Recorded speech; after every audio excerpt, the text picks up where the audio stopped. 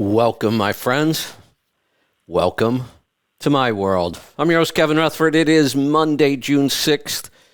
We're here live. It's a free-for-all, and we're just waiting for your phone calls, so line them up. Phone lines are open, 855-950-3835. Anything goes. If you have a question, a comment, a topic, we can talk about trucks, money, fuel mileage, maintenance, tires, taxes, technology, health and fitness on the road, getting started as an owner-operator, finding freight, working with brokers, getting your authority, politics, inflation, fuel prices, you name it. We'll talk about it. All you have to do is pick up the phone and dial. If you dial right now, I promise you'll get through. I'll get to the calls here in a little bit. I have a bunch of odds and ends. I just have all these weird notes I've been collecting and reading the news this morning. Nothing major going on. Well, at least nothing different. Inflation, fuel prices, all the usual stuff, shortages, all the same stuff. There's a lot going on, actually, but nothing we haven't really talked about already. So I've been kind of collecting all these scraps of ideas. I was planning on doing a recorded show with these, but I think I'll cover a couple of these while we're waiting for some calls to come in. So line them up, 855-950-3835. Also, I will answer questions from the websites. Sometimes I have a hard time going back and forth, and I forget some of those, but I put posts up on both sites, healthytribe.com and truckingtribe.com. I have some questions coming in over there already. I'll try to get to those as well. All right, so one thing, this is doesn't really have much to do with anything. It's just something I've noticed. Somebody reached out to me, a company that makes infrared saunas. And they've listened to the show for years, it sounds like, and they had an idea they wanted to get together and talk about something. And I'm certainly interested. You know, we use the infrared sauna blanket. We're still learning a lot about the benefits of infrared sauna, so I'd love to have a good contact like this. So I'm going to reach back out to them. What I realized was how business has changed since I've been in it. And it seems almost a little backwards. So when I very first started in business, we didn't have cell phones, although I was one of the really, really early adopters of cell phones. So I bought my first truck in 1986, and I bought my first cell phone in 1987. Paid a fortune for the thing, like $1,800. My bill every month was like $600 a month, and the thing was the size of an Army field radio, but I was doing local work at the time, and having that phone was a game changer for me, changed everything. It was pretty incredible. But for the most part, the first decade that I was in business, most people did not have cell phones, and they weren't using them for business. We had, office phones, regular phones. Truck drivers had pagers, if anything. And yet, it seems to me like it was actually easier to get a hold of people then. Now we have 52 ways that you can message somebody. It's one of the frustrating things I have to deal with every day. And some of it we created. We have multiple websites, so people send me messages on all of our sites. We have social media sites. People send me messages there. I get emails, and, I have multiple email accounts, and it's everywhere. People can leave me voicemails in different places and messages, and now it's hard to keep up with all the different ways we can communicate. And yet, with all these ways of communicating and a phone in our pocket all day long, I realized we spend more time now trying to get a hold of people than we used to back then. Here's the way business used to work. When you wanted to talk to somebody, you called them. You just picked up the phone and you called them. They either answered and you talked to them, or they didn't answer and maybe you got voicemail. Voicemail's been around a long time, or you left a message with the receptionist and they called you back and you talked. Maybe once in a while you might play a little bit of phone tag. You'd call them, leave a message. They'd call you, leave a message. But it wasn't that big of a deal. Usually you called somebody and you talked, and that was the end of it. I just realized today we almost never do that anymore. And I think I'm going to get back into the habit of doing it. In fact, on this particular case, they gave me an email and a phone number. Now, typically, here's how business works today. And it's gotten much more so like this over the last couple of years because of all the lockdowns and people working from home. Typically now, here's what I almost did this because this is what we do now in business. I got this message on Facebook. Like I said, I can get messages all over the place. I could have easily missed this one, but I got this on Facebook. There's an email and a phone number. Now, the habit we've gotten into in business, and I'm guilty of it too, is we would email this person now. And what we would say is, I got your message. I do want to talk to you about this. Here's what my schedule looks like for the week. When do you want to schedule a call? Then he would send an email back and say, well, my schedule looks like this. What about Thursday at 2? And then I'll say either yes or no, that doesn't work for me. And then we schedule like a Zoom call or just a regular phone call, but it's scheduled. How horribly inefficient. We have all this technology that makes communicating so much easier, and today communicating seems more difficult than anything. We text, we email, we send instant messages on all these different sites, but then it seems like anytime you want to talk to somebody on the phone anymore in business, everything has to be scheduled. I just never used to operate that. So this time I'm going to do something different. I got a phone number. I'm just going to pick up the phone after the show today and call. And I think I'm just going to get back into that habit. If I have somebody's phone number, I'm just going to call them. All this scheduling and texting and Zoom calls and back and forth, what a waste of time. We just used to call people and they either picked up the phone or they didn't, and you left a message and they'd call you back. All this scheduling just makes me a little crazy, so I'm not going to do it. Not that that was any big deal, but it was on my notes, so now I can scratch it off. Comment on fuel surcharge and social media. So I saw a post, and you know what? I should probably go back and just read that because I want to get it verbatim if I can find it. I may have lost it. Nope, here it is. Okay, here's quote. And this is from a Freight Brokers Network group. Quote, what I'm not understanding is how you call these brokers and broker agents. They offer you a bad rate, but when you ask them what's the fuel surcharge for the load, they get confused. Like, I don't know what you're asking. I've never heard of that. They're literally hiring these people off the streets. There were a whole bunch of typos in there, but we'll skip over that. And some real grammar issues. We'll just skip over that. Here's the problem I have with this. This is somebody criticizing somebody for not understanding a part of their job that they should understand.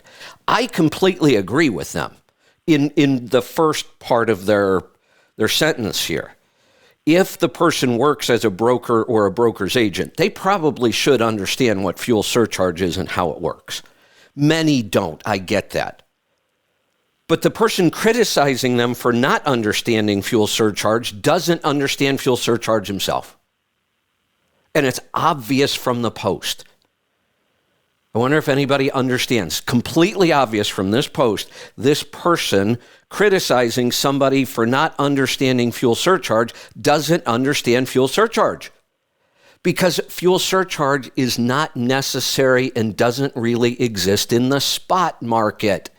Now, he's telling me in the post, I'm calling a broker or a broker's agent. That means you're on the spot market. This isn't contracted freight. You're calling about a load from the load board. There is no fuel surcharge because there's no need for one. We know the rate today, and we're booking the load today. There's no fuel surcharge. Just give them a damn rate. If you don't like their rate and they won't accept your rate, the fuel surcharge is not the issue. Just move on. Don't pull the freight then. But to criticize somebody for not understanding a concept that you clearly don't understand yourself. So I don't respond very often on Facebook, but I did this time. I jumped in and said, well, of course they don't know what the fuel surcharge is. Brokers work in the spot market, and there is no fuel surcharge in the spot market. It's not necessary. There's 2 times when a fuel surcharge is necessary, and one of them is more important to owner-operators than the other. If you are leased to a carrier on a mileage contract, you should also have a fuel surcharge on virtually every load. If you're leased to a carrier and you're on a mileage contract, you have a fuel surcharge, or you should. It absolutely exists then, and here's why. The rate doesn't change.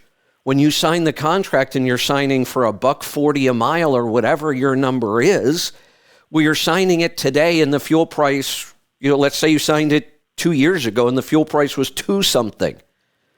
Well, you couldn't afford to run for $1.40 a mile today, but we don't change the rate on a contract. We use a fuel surcharge instead, and it adjusts every week.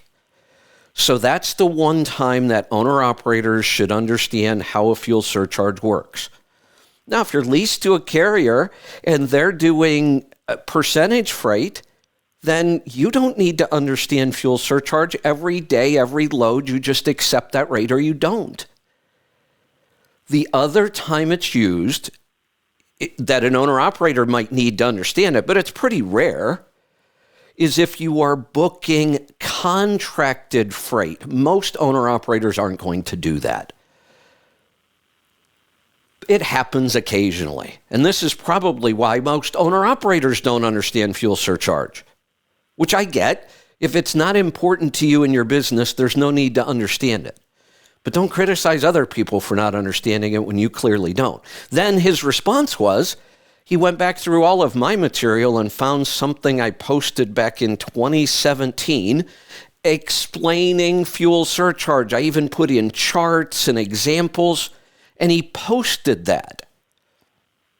And I looked at it and I said, oh, well, thank you for proving my point.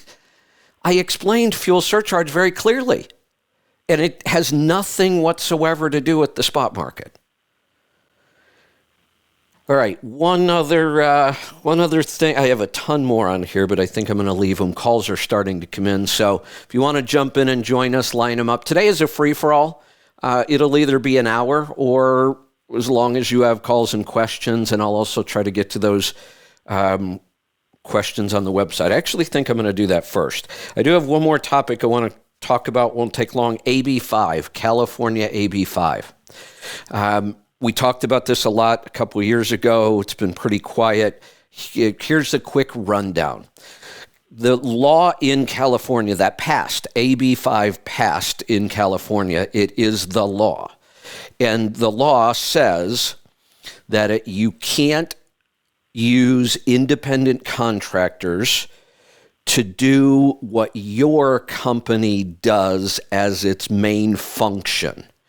So, and this covers all independent contractors in all industries. That's the law in California. But I'm going to talk about just trucking. In trucking, what that means is a trucking company, its business model is to move freight. That's what trucking companies do. They move freight for other companies. So what this law means in California is if you are a trucking company and you move freight, you are not allowed to contract with independent contractors to move that freight. That means in California, you cannot lease your truck to a carrier. And somebody listening right now, a whole bunch of people are saying, well, that's not true. I'm in California and I'm leased to a carrier.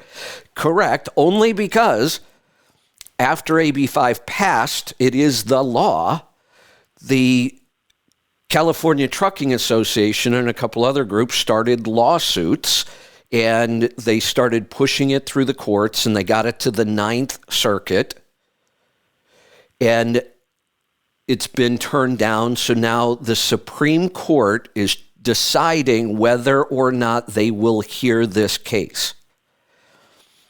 If the Supreme Court hears the case and rules that it is a legitimate law, then there would be no leasing to carriers in California. And we have another problem. The law is not clear. California is saying, we don't care what state you or your company are from, you can't come into California if your truck is leased to a carrier. So this is a big deal. There is a law like this at the federal level that could be voted on at some point. I can't even imagine what that would do to our country and our economy. But right now, we're just dealing with California and the Supreme Court. Here's where we are. The Supreme Court has to decide whether they will hear this case or not. They could refuse to hear it or rule on it. If they do that, the ruling from the Ninth Circuit stands, and this becomes law in California. They could also decide to just do nothing right now. I think the Supreme Court session is up this month or next month. I can't always keep straight the Supreme Court schedule, but I think their session is up here soon.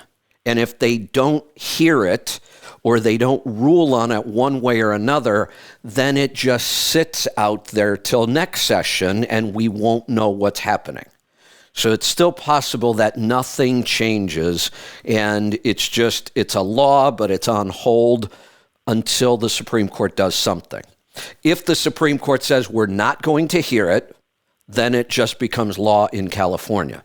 If they decide to rule on it this time, then we'll get a ruling, or they could just pass on it and let it ride till next session and we'll know nothing. Thought I'd give you an update on that. All right, now let's go answer some questions from the website, and then I'll get to your calls as well. They're starting to come in, so line them up. 855-950-3835. First question from John. I've got myself into a situation where one of my steers is almost done and the other is 60 to 70% tread left. Is there any issue with running steer tires of the same brand but with different tread depth? Nothing major. You may get some weird little anomalies, but you can do this. You could run fairly significant tread depths on your two steer tires without any major issues. Having said all that, I hate doing this. I don't do this. I won't do this. It might just be because I'm a little OCD about tires. But for me, I would just sell that tire with 70% tread to somebody who needs it. I'd go buy 2 new steer tires. Like I say, you can do it. Not going to cause any big issues. It just makes me a little crazy. From Ken. Morning, Kevin. Received my latest vitamin D and CRP. Results from Everlywell. CRP came in at 0.5. Excellent, by the way. Very, very low inflammation. That's good. My vitamin D came in at 156. That's high, up from 119. When I got the 119, I cut back the DK drops from 8 to 6, but I'm also now well into my second 90-day cardio miracle since the 119 result. I've cut back to 3 drops of DK in my coffee. Does that sound sufficient, or should I cut back more? At 156, I would cut back more. 8 drops was way too many. When you were taking 8, I have a hard time of absorbing vitamin D. And I think I may be doing some real updates on vitamin D. There's a lot of new information about vitamin D and supplementing and reading. I'm not quite done with all my research, but I may be making some new recommendations around vitamin D. But my recommendation right now would be cut back. I might even drop the DK drops completely for a little while and then test again. Summer's coming up.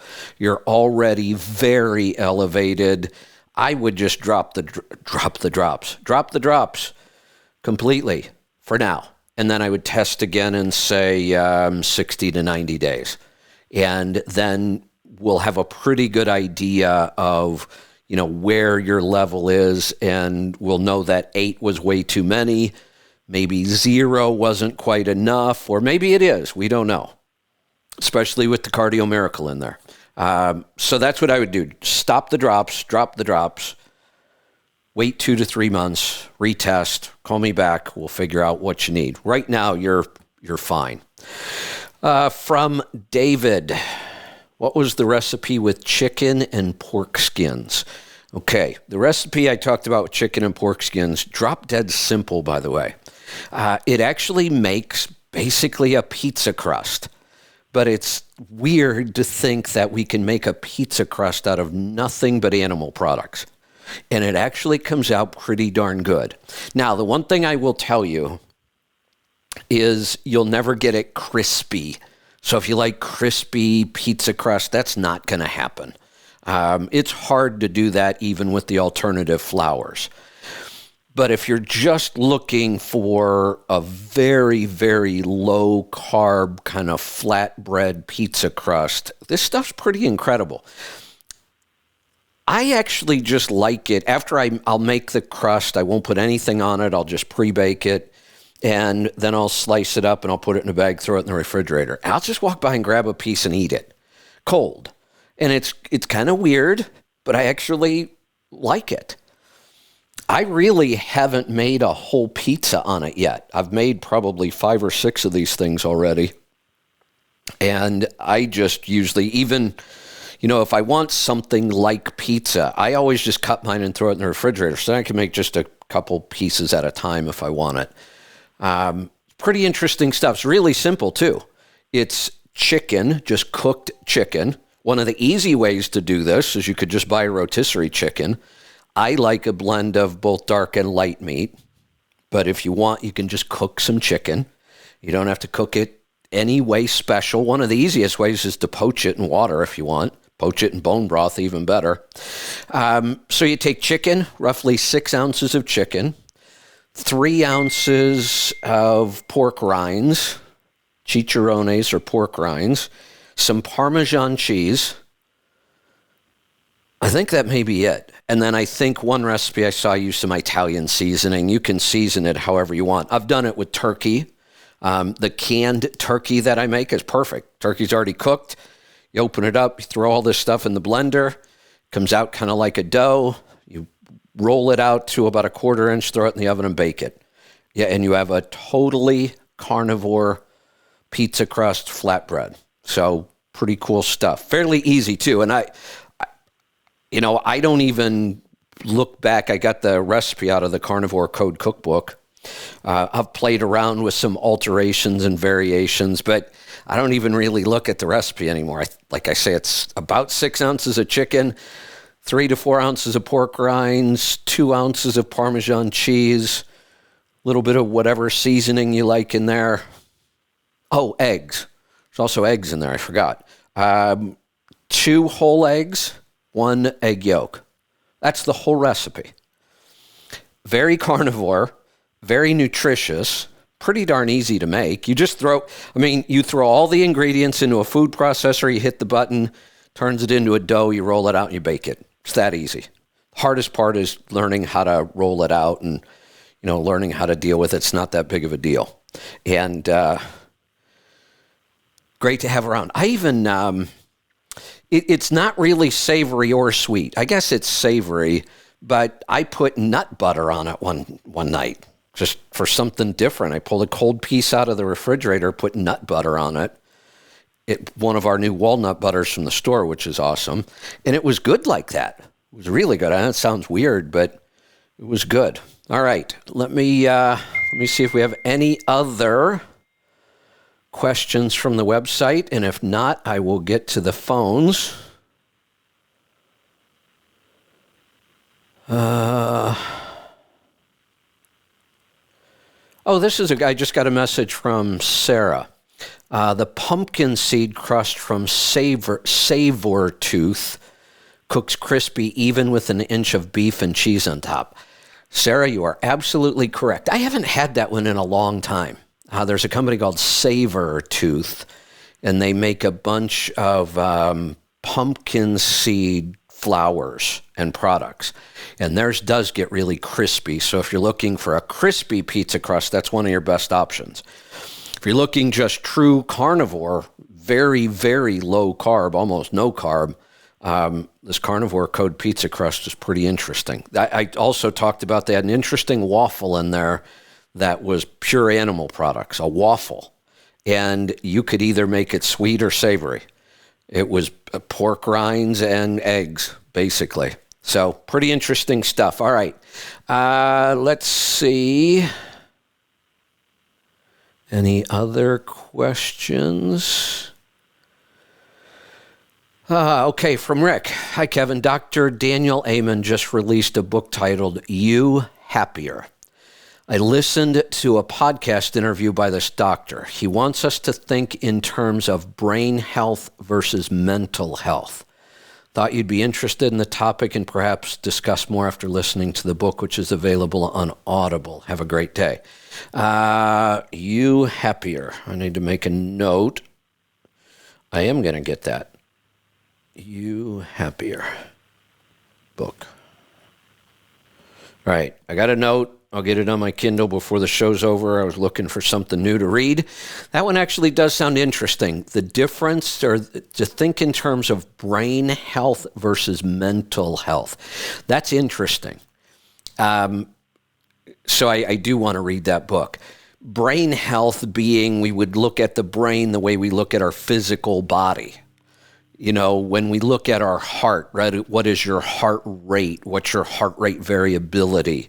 You know, there's lots of ways we look at our physical body, but we kind of treat our brain like, oh, yeah, we don't know what's going on there.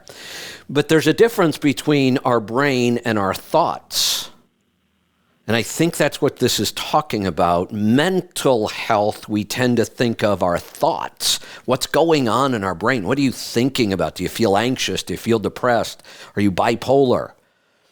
But brain health, we would look at the physical characteristics of the brain and the nutrition in the brain. That's really an interesting topic. So, Rick, thank you for that. From Mark. Hi, Kevin. Will there be an instructional video on making the probiotic yogurt? No instructional video. There is a tutorial already on healthytribe.com. I'm reading these questions off of Trucking Tribe right now. So, Mark, if you go to healthytribe.com, there is a tutorial. I chose not to do a video because there's a lot of measurements. And you don't really need to see me doing this stuff. It's really simple. So we did pictures. Like I took a picture. Here are the ingredients. Here are the jars. Here's the sous vide. But then it's just a step-by-step tutorial instead of a video where, you know, with a video, if I give you a measurement, you've got to stop and write it down. So we just did this as a picture step-by-step tutorial. But it tells you everything you need to know how to make all the different strains of yogurt. It's on healthytribe.com. All right. Speaking of Healthy Tribe, let me see if we have any questions over there, and then I'll get to the phones. Healthy Tribe was kind of quiet this morning. Nope, no questions on Healthy Tribe. I will continue to monitor these for the rest of the show. So if you can't get through for some reason or you want to just ask your question on the website, you can do that. Either one, healthytribe.com and truckingtribe.com. Let's go to the phones. Let's get started today in Missouri. Robert, welcome to the program. Well, good morning, Kevin. How you doing today? Good. Even better now that I can hear your voice. I was a little worried I was still fighting with the problem from Friday. And the problem only deals with the caller. So I thought I had it fixed over the weekend, and then I got in here this morning, and I had another issue again. My phone updated again. But I think I've got it working, and I can hear you, so that's a really good sign. What can I help you with today? That's surprising because I got one of the cheapest headsets you can get. Main reason I'm calling on the oil sample I sent to you. I wanted to wait till I had a pretty good history on this truck. What I'm mainly concerned is my fuel dilution on this last sample. I took some time off. I didn't get to call you Friday. I got busy digging a ditch and forgot all about the show. All right, let me see. I think I have your oil sample here. Could be under Robert. Yep. LLC. Series 60? Yeah. Okay. Oh, boy. 92 Series 60, 2,253,000 on the engine with 253 something out of frame. Got it. Perfect. Okay. So let's go back over because there's some history here I want to go back to. If we go back to 2020, you had fuel dilution at 2.9 and then 3.4. But by 2021, it had dropped down to 1.1 and then 0.9. Did you do anything? Exactly. Did you change injectors? Not really. No. No, I got the truck back in 2020. Had an oil sample done on it before I even went and looked at it. Then went and bought the truck. That's my first September. We've been in first oil change at 25,000 or 26,000. And other than just changing the filters and stuff, I really didn't do anything. Haven't done much to the truck at all. Okay. Okay. So why now? Did your operation change anywhere during that time? Not really. So idling didn't change? I was probably idling a little more then when I first got it. In fact, I know I was because I had a starter go out and I had to idle it all the way from Utah to Florida. Okay. All right. So idling can account for it. Then your idling went down and your fuel dilution went down. Now it's kind of come back with a vengeance. The 4 is where I say we really start have to pay attention. You're at 4.3. What's confusing me, though, did you put in any kind of an additive like Lucas stabilizer?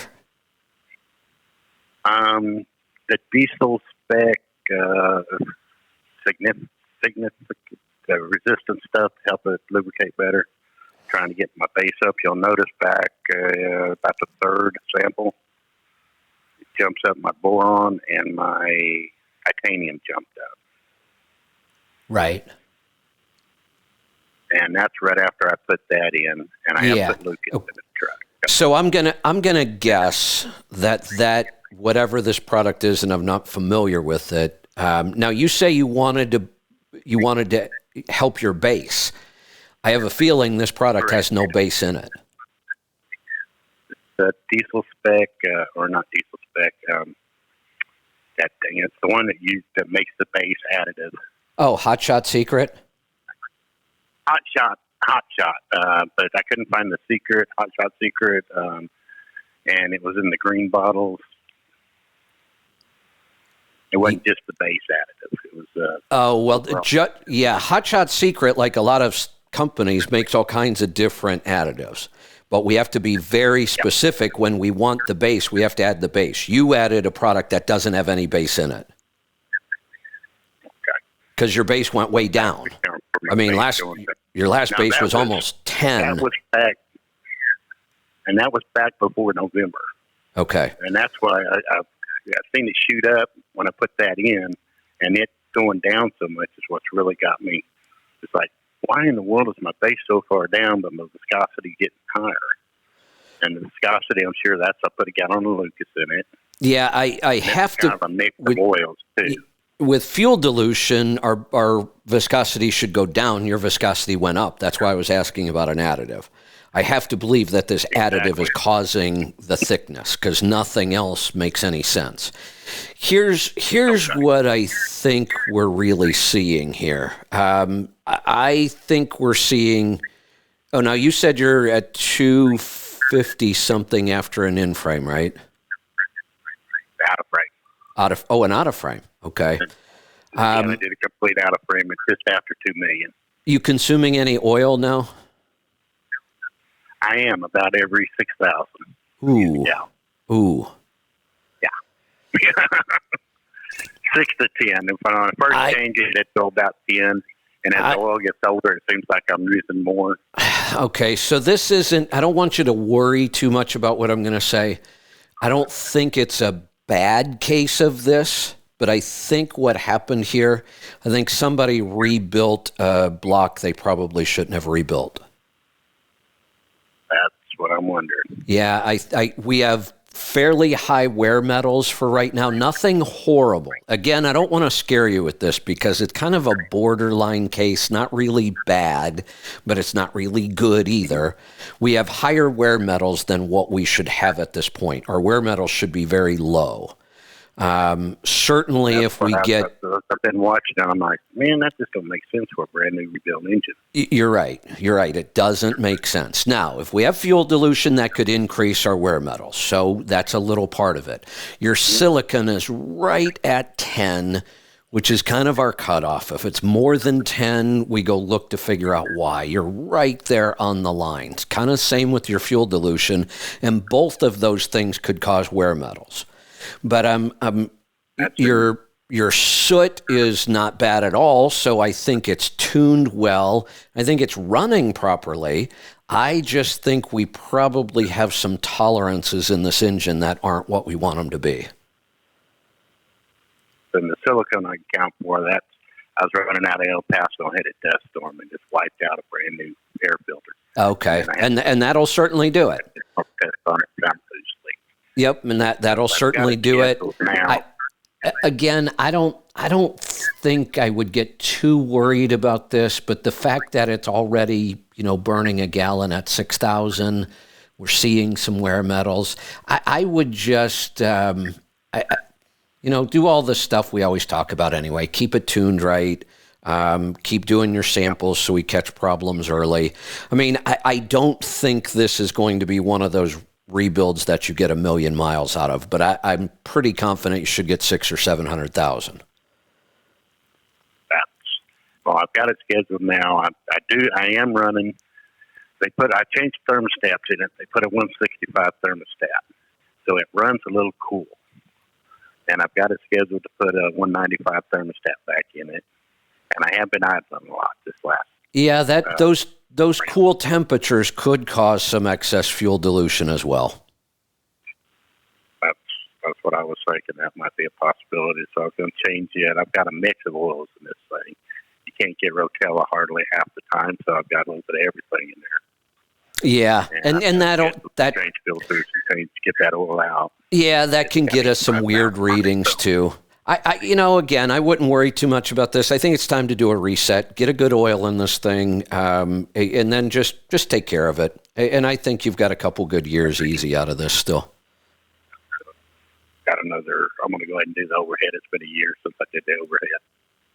Yeah, can't hurt, although with your fuel dilution at less than 0.1, I'm not sure that I would. I'm not fuel dilution, soot. I mean, when the overhead gets out, we start seeing some soot numbers climb, and less than 0.1, you can't get any lower than that. So I'm not sure that I would mess with the overhead right now. Now, on the oxidation, someone mentioned earlier the heater on the OPS filter. No, that's not true. That's not true. I look at thousands of samples every month, and 80% of them have OPSs. I ran OPS for years. You can run an OPS for years and never see a problem with that. It's not getting hot enough. It's only getting hot enough just past the boiling point. We're only talking 200 and some degrees here. Oil doesn't really start to break down till almost 400. What else would cause the oxidation? You could just have hot spots in the engine somewhere. That's the only thing I think. But like I said, the engine runs too cool. Right. Yeah, it's certainly not happening because now here's the other thing. You mentioned you had a hodgepodge of oils here. If we get some really old oil, it can oxidize on its own. And some of that oil is, like I said, it's got 85,000 miles on it. Yeah, I don't get too worried about high oxidation unless we start to see, overheating issues. Then we know, okay, that's why it was oxidizing. Let's go find the overheating. But oxidation is usually not that big of a deal for me. All right, that's why I wanted to get some history before I called it. And when this one shot up to the 4.3, I was like, dang, that's something. What do I need to look? Yeah, honestly, I think I'd still hold off a little bit. I wouldn't run out and try to put injectors in this thing, especially with all the shortages we're having. And I would just hold off. I don't see the fuel dilution causing any big problems. I would wait and see what kind of history we get on this. My fuel lines are starting to break down. In fact, I'm getting some trash in my filters, plugging up filters pretty quick. It might be time to replace fuel lines then and check the tank for cleaning. Would that do anything for the fuel dilution? No, it really won't. My thinking was that some of that trash get by, maybe got an injector plugged or something. I guess it's possible we could have an injector streaming because of it, but probably not. Like I said, I would do a good oil change on this, find the best quality oil you can, and then let's just keep an eye on it. Well, I've got Ambisol. You can get it. Yeah, that would be fine. I mean, that's a good quality oil. And I'm going to cut you loose. Try, and I understand we're seeing shortages, try not to mix and match oils right now. And I've said in the past it doesn't hurt anything. All oils are compatible. They are, but it can make it a little harder to read oil samples. And right now, when we're having a problem and we're trying to monitor it, try to stay with the same oil as you can. And when you put in an additive, make sure you get the base additive only. Let's not thicken this oil right now till we figure out what's going on. All right, let's go to Ohio. Brian, welcome to the program. Good morning, Kevin. It's, I guess, that time of the rate cycle when everybody starts to say, oh, my costs are going up, rates are going down, how can they do this to us? Yeah. Is there anything that people can still do at this point to survive it? Because obviously they jumped in without really researching the industry, knowing that this happens, and their brother's cousins making a fortune in trucking a year ago, and they're going to go do it too. Is there anything they can still do? Yes, there is. Will it help? Really just depends on how deep they've gotten themselves into trouble. It's hard to say. Most people probably won't do some of the things that I might recommend because they sound kind of drastic. If I were new in this industry and I had paid more than $50,000 for the truck I was driving right now and I was struggling, I'd sell it today while prices are still high enough, and I'd go buy a $10,000 truck if you can find them. And they're still out there, and there'll be more of them soon. But it's sometimes when you're in a position like this, you've got to make big decisions. And most people are too afraid. And they'll just kind of dwindle out of business rather than make the big decision now when they still can. And that decision isn't going to be available for much longer. The price of trucks is already starting to drop. But I think right now, if you have a fairly recent truck that you paid more than $50,000 for and you're struggling, I would think about selling it. All of my other advice on what you do is the same advice I give all the time. I mean, there's no secret. There's no magic bullet. There's no trick or hack we can use to save somebody. The way you save them is the same way we were trying to help them in the first place. Know your numbers, control your costs, build relationships, understand rates and lanes, keep learning and reading and all of those things we talk about that makes you better at business. Read the book 7 Habits and follow it and start applying it to your business. Nothing different than I've been saying for 30 years. And yes, there still is time to save some people. Some people may be too far gone already. Yeah, I've got a couple people in mind that I'm kind of close to. I've tried to pass along your information referred them to you to listen, join Trucking Tribe, get answers, and they just kind of refuse. Well, I'm making great. I don't need help. Okay. But Well, now's the time that they're saying, well, what do I do? And I'm like, hey, I don't know now, honestly. yeah. But, Well, here's the good news. Now you do know. Nothing different. There, again, there's there's no magic bullet, no trick, no secret, no hack. All the things we talk about that help you build a good, solid business are the same way you get yourself out of trouble. Okay. Now, here's the challenge with that. But I'm sure some will fail because that's kind of what forces the cycle is. Some fail out, rates come back up, everything gets back in equilibrium. Yep. Yeah, some will fail. There's no doubt about it because there isn't going to be enough freight for all the trucks on the road. That's going to be the problem. Inflation is just making that problem even worse. But here's why that answer isn't going to help some people. The things we talk about to build a good business, know your numbers, understand rates, build relationships, all of those things we talk about day in and day out, none of them work quickly. And many people have put themselves in a position where they need something to change quickly, and those are the ones that will fail.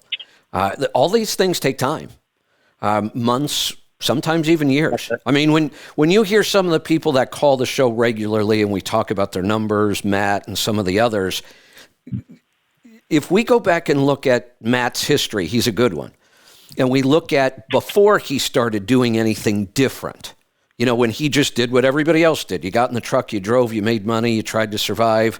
His numbers looked kind of like everybody else's. And then if we looked when he came to his first CMC and started changing the way he did things, every year his operation gets better and better. But we're talking about a decade now, more than that. So this stuff doesn't work quick. But if you're in trouble, you might as well start doing this stuff. I mean, you might save yourself. Yeah, I spent the time making relationships when rates were high instead of exactly for that extra 10 or 15 cents a mile. Perfect. Yeah, let's do it. Perfect. I ran those consistent and recommended that they done the same thing, and they kind of made fun of me. Hey, you can make another $100 by doing this one. Sorry, I'm in this for the long haul, not the next few months. There you go.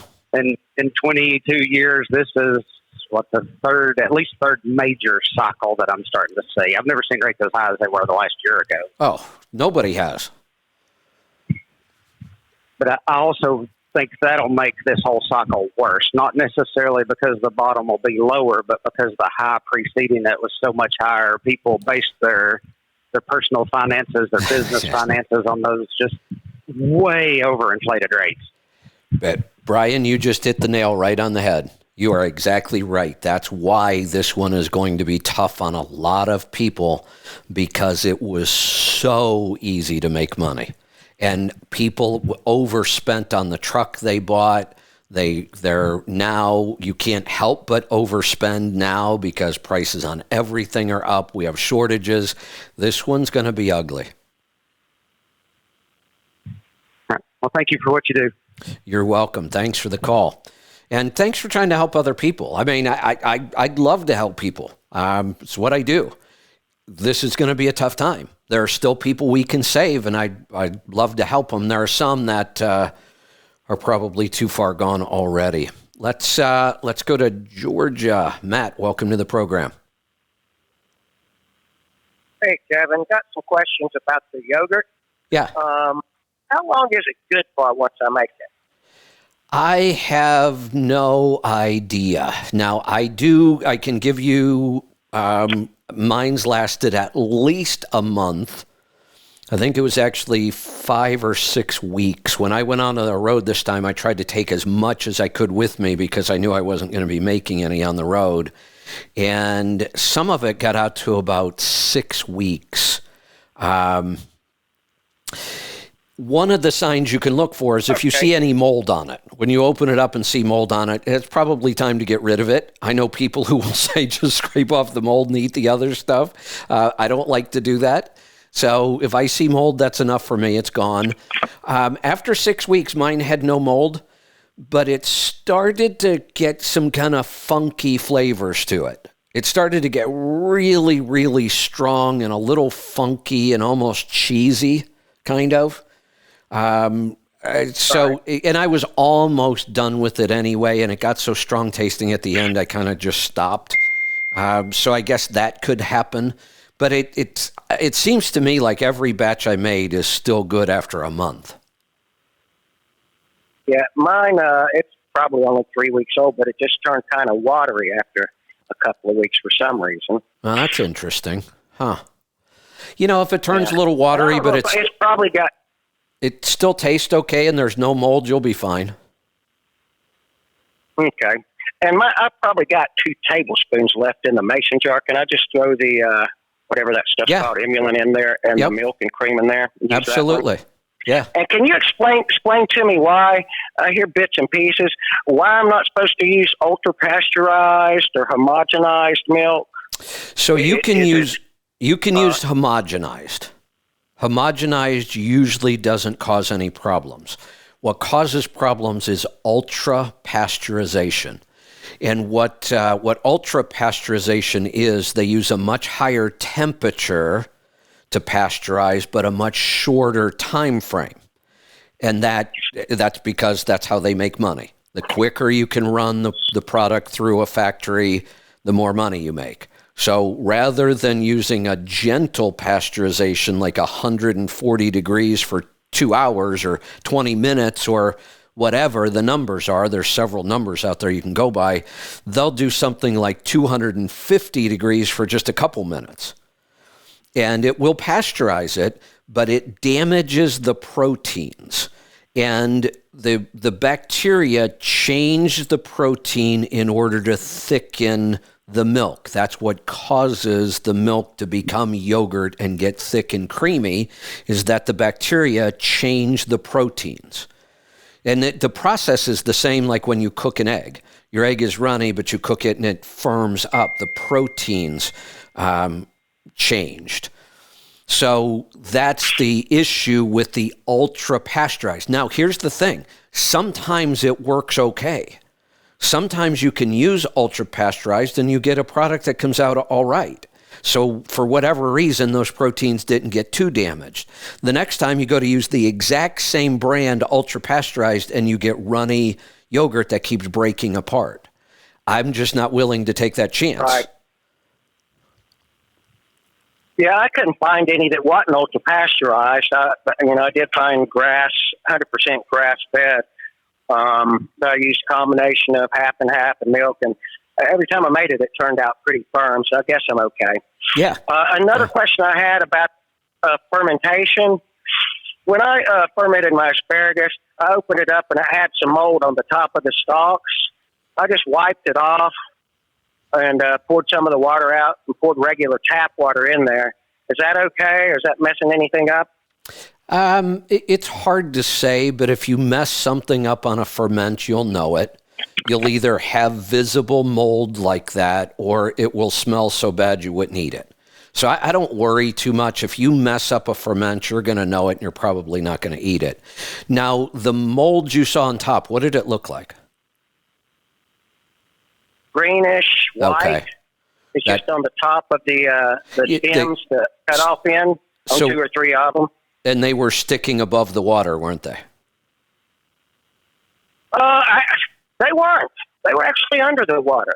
Were they really? That's unusual. Normally you get that mold because you allow the food to come up out of the brine, and that's when you'll get some mold.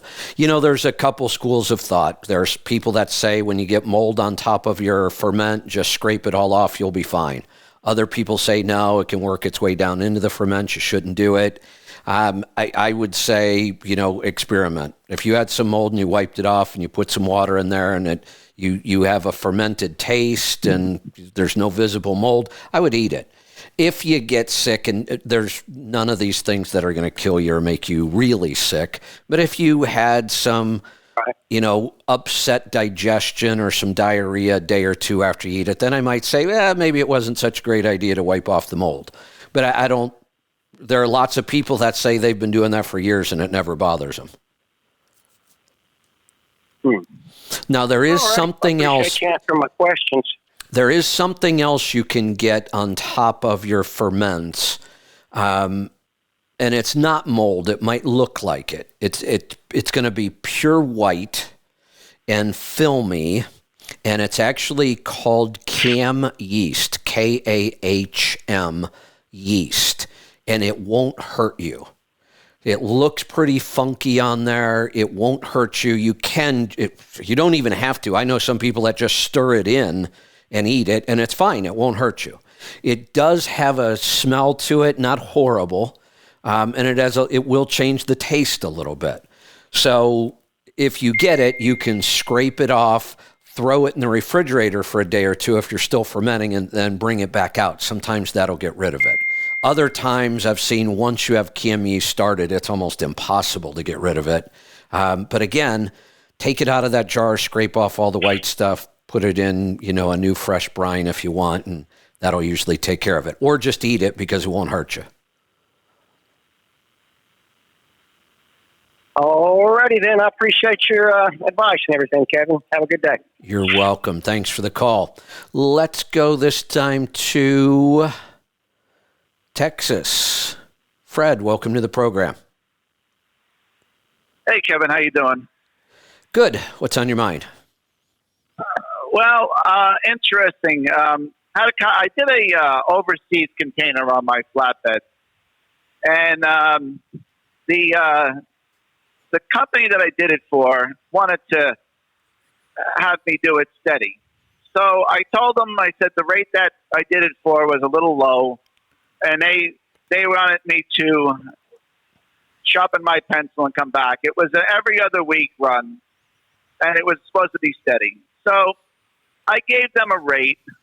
I figured a flat rate of $2.60 a mile and then a fuel surcharge, since it was going to be a steady thing.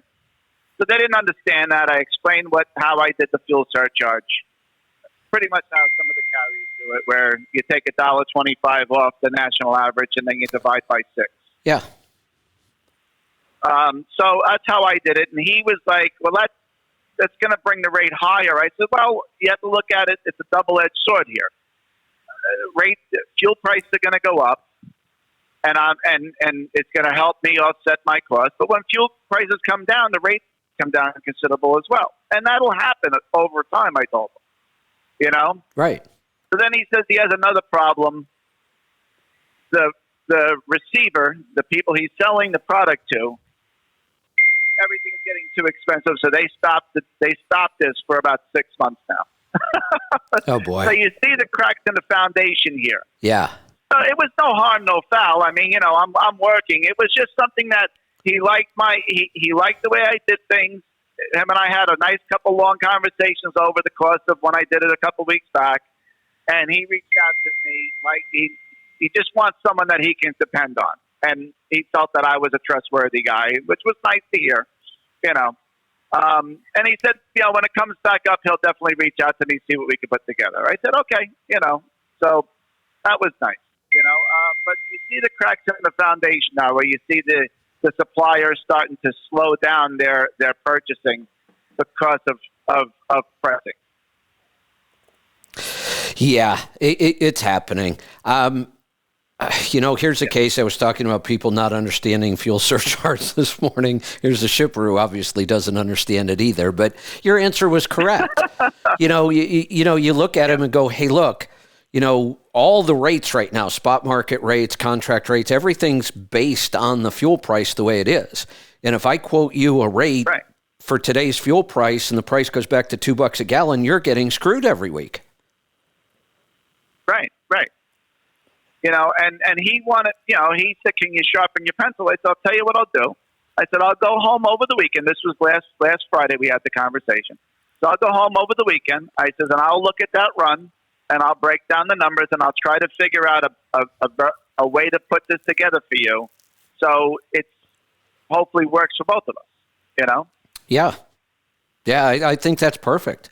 One of the things you could look at, since this is a dedicated run, what's that website? ProMiles runs another website, and they tried to make this kind of a thing in the industry, and it never really caught on. Based on the technology we have today, this idea of using the DOE fuel average for the surcharge is kind of old school, and there's much better ways of doing it. ProMiles has a program where you actually base your fuel surcharge on the route and the real fuel prices on that route today, because we have all that data. So you may want to look at this run, and you may be able to go back to them and say, hey, look, I did some digging and some research. Turns out the fuel price in this lane is slightly lower than the national average. Here's my adjustment to the fuel surcharge. It just may be something you can negotiate with. Okay. Yeah, that's I'll definitely look into that, even if I don't do this, because he said everything was on hold temporarily. So, but it's always good to have that information in your back pocket, so I can give people better rates on that, Yeah, and that was the idea behind it, that if it really it was just a better way of doing fuel surcharge. It protected both parties better. If I'm using a DOE average, but I'm in a lane where the fuel price is really expensive for some reason, I'm getting screwed. If I'm in a lane where the fuel price is cheaper for some reason, then the shipper's getting screwed. So if we use this, real time, real price in each lane, it's a better fuel surcharge program. Yeah. And I've also noticed the spot market prices are staying flat, or actually have come down in the flatbed market. I mean, in the lanes I've been looking at anyway. Well, I run pretty regular, so. Yeah, one of my other notes, I had so many of them today I didn't get to it, was I was going to go over some of Noel Perry's numbers. So we saw rates start to go back up over the last couple weeks, a little bit, nothing major, but they started at least to move back up. And that was what we thought is the summer seasonal increase that we see every year, except they've already started to come back down. They were only heading up for less than 3 weeks, and they're already on their way back down. That's a really bad sign right now. Right. Well, that's why I said that, because I did notice that little surge where I was getting a couple $100 more for the same route. Yeah. And then all of a sudden, now I see them back down, maybe even a little bit lower than they were prior to that. Yep. Yeah. So another thing I had going on here, I've been kind of, just so you know. Oh, yeah. Let's go back to that number, because that number might be important. So the rate today, and you are exactly right, it dropped down to about now I'm going to give rates without fuel. So what I'm talking about is we can go look up the base rate of freight without the fuel surcharge in it. Now on the spot market, the rate is the rate, but we know that the fuel price is affecting that rate on the spot market. It has to.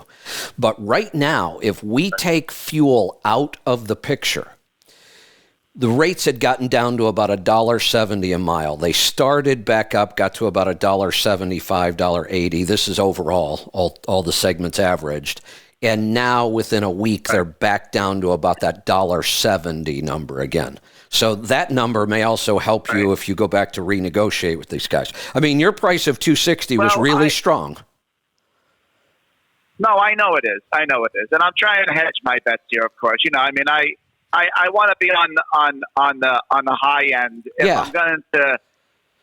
I'm going to shelf some of my customers, I want to be on the high end, because I don't. They're going to have to find other carriers that are, because I have brokers that call me direct when they have freight, and to see where I'm at and see if I can help them. I have a good 4 or 5 brokers and if I'm going to shelf them every other week, I need to hedge my bets here. So that's why I went with a $2.60 a mile rate overall. Now I know I can come down and still make money. I just, why? If I could sell it at that price, why not try to sell it at that price? Got it. And Angie did an awesome job and sent that site over to me that I couldn't remember. It's run by ProMiles, but it's the best. If you go to the site truckmiles.com, okay, it will help you calculate your fuel surcharge based on the lane. Okay, truckmiles.com. I Yep. definitely will look at that. All right, excellent. So, getting back to my health, I have been lazy, and I've been slowly incorporating things that I haven't in a while. What I'm going to do now for the next couple of weeks is just go strict carnivore keto and see if that helps me. But I may need some advice on some digestion if this doesn't work out. Okay. So I'm either going to maybe try to do – I haven't done a NutriQ in a long while, so I may do a NutriQ and then maybe incorporate, Laura and you to see where I'm at. But I'm going to wait until I try to get a baseline here with my eating habits and see how everything's, I feel fine. I just noticed I've put on some weight. I just, just certain things. So Yeah, a reset like I never said, hurts. Right. That's why I want to do maybe at least a 30-day reset and then maybe take a NutriQ and see where I'm at. Just want to think. What do you think about that? I think that's perfect because, again, it's kind of like when somebody's starting in the beginning. When you do a good, strict 30 days kind of carnivore-ish keto, things will change. There's no doubt about it. So why address things you're dealing with right now when we know they're going to change if you do the right stuff and you get strict? So do that for 30 days, and then let's see. There might be nothing to address at the end. Yeah. Okay. Yeah, I got some beta TCP. I'm taking a couple in the morning prior to my NDK coffee, just to help maybe get everything moving a little bit better. Yeah. Yep. Yeah, I would do exactly what you're planning, and if there's anything you want to address at the end of the 30 days, do a NutriQ, and we'll get on it. Okay. All right. Excellent. All right, sir. Well, thank you. It's good talking to you. Everybody be safe out there, and everyone have a good Monday. All right. Thanks for the call. Great stuff. Let's go to Ohio this time. Steve, welcome to the program. Hey, good morning, Kevin. How are you doing today? Good. What's on your mind? Got a couple things on the fuel surcharge and also on all the newbies and not listening when they probably should have been listening. Yeah. But on the fuel surcharge, I've got 4 loads I run every week. I'm out 5 days and 4 nights, and I'm home 3 nights. But 3 of the loads are true contract loads with a fuel surcharge on top of them. And right now we're getting 78 cents a mile on the fuel surcharge. My fuel cost, I'm getting 9.12 miles per gallon for the last 30 days. Wow. 54 cents a mile. Wow. So that's all miles. That's all miles is 54. Now the 78, obviously that's the loaded miles. I have about 12 to 15%, of deadhead. So it's still my total cost, my total income is still in the high 60s range for all miles for every week. So it's actually a profit center. When you're over 9 miles per gallon, it's a pretty good profit center right now. Oh, it's huge. And, so that's something people need to think about. And but the difference in the fuel surcharge, the way I've got it for those 3 loads, because they're contract loads, true contract loads, and they're pretty long-term contracts, which in the past have run their course. Even in the downturn of 19, they didn't come back and say we need that money back. Right. They didn't. Right. A lot of places right now, the contract customers going back. I've got one customer that my lane, and I'll take some credit for this, is because I'm the only one that can get it there in time, because I know how to work efficiently with but we have a lot of flexibility in the logs, since September 29th of 2020 when they changed the rules a little bit. We got a lot of flexibility. I'm the only one getting the load there. I'm getting $5.50 a mile plus fuel surcharge on that load, and it didn't go back down. But all the other insulation loads dropped 40%. Wow. And, it's Owens Corning, a biggie out there. They asked for it, but because this is customer directed and they got to have that freight at 6 a.m., I can get it there. There you go. I've been able to keep that low. So I'm getting like $6.28 this week, $6.28 a mile for this mile. Wow. 1 day load. Yeah. Paying almost $3,000. And of course, even after Landstar's cut, it's still well over $2,000. But even the spot market loads, and 85% of our loads on our load board are spot market loads. Right. You know, I always tell people the loads that are contract loads, for the most part, they never hit the board. Mine never hit them. You know, I learned that early on from good DCO. Right. That you build the relationship and keep it long term. Yep. You know? And my load home from Wisconsin is 7 years I've been doing it, and they paid me over $700,000 to the truck in that 7 years. Wow. One load. That's So awesome. You know, you get. Yeah, I mean, and it makes it right now.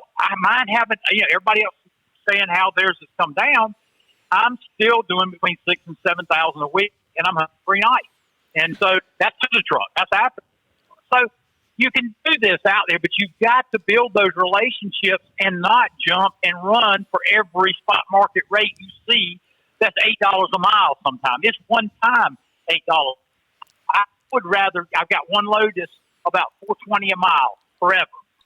The load is about $5.50 a mile forever, and then that other one's like $6.20, $6.25. So if you take care of those customers, that money's going to be there forever. You know, 6 months ago, people were laughing at me for not running the load board and having these crazy loads that were out there. Yep. But you've got to stick with what you got. 25% of all the contract loads in the country were being kicked back for that reason. People were jumping and running. Yeah. Now it's only down to 7%. 7% of the loads right now are getting kicked back. We see that. I'm one of my main customers is Harbor Freight. Our load count. We're the safety valve. We get all the loads that get kicked back by the big boys, and we have our loads, and then we have their loads. Well, right now we got our loads kicking them back because the load pays well, and so you know people have to understand it's not an agent, it's not a broker, it's not everybody out there is trying to reduce their costs from the other end. It's mainly the shippers and receivers. Their intermediary is that broker or agent. And the agent at Landstar wants to get the biggest dollar for us that they can for one reason. They get 7%, and that's it. Right. They get 7% of a bigger number or a smaller number. Exactly. And people will go on Facebook. You see it. They'll go on Facebook and say, "Oh, this agent, he's trying to screw me to take the money." Well, yeah, Landstar, they don't allow that. Everything goes through Landstar. Yep. That's why they're our back office. And they're our back office because it's a level playing field between us and the agent and everybody else. Like the agent's got to be your friend, can't be your enemy. So that's one of the things. All these younger people that have jumped into the industry right now, they've gone out and gotten a lot of debt. They're asking why now. They should have been asking why when they got into it. You yourself have said you see people get their authority for brokering or get their authority to drive a truck, and then they get on Facebook and say, "Well, what do I do next?" Yeah. And that was pretty bad planning. But so like I said, we got to get more people. The people in your tribe are the people that are out here that are running the contract freight. We don't see our tribe members. We don't see them in truck stops because they're like me. I go see it my customers a lot. Yeah. And that's the reason we don't run across each other. You look around a truck stop, and it's basically people that are sitting there waiting for bottom feeding loads. So right now, if everybody got out there and just they should have been 6 months ago locking in contract freight. Now they would be in much better shape if they had done that. So but another thing about the fuel surcharge at Landstar, we get it on every load, but contract loads like mine, it's on top. This load right here, I've got right here, is a 3PL load today. It's only running, 200 miles, but it's like $6 a mile. But that's okay. I'm getting like $170 of fuel surcharge taken out of the total, so I'm getting 100% of that.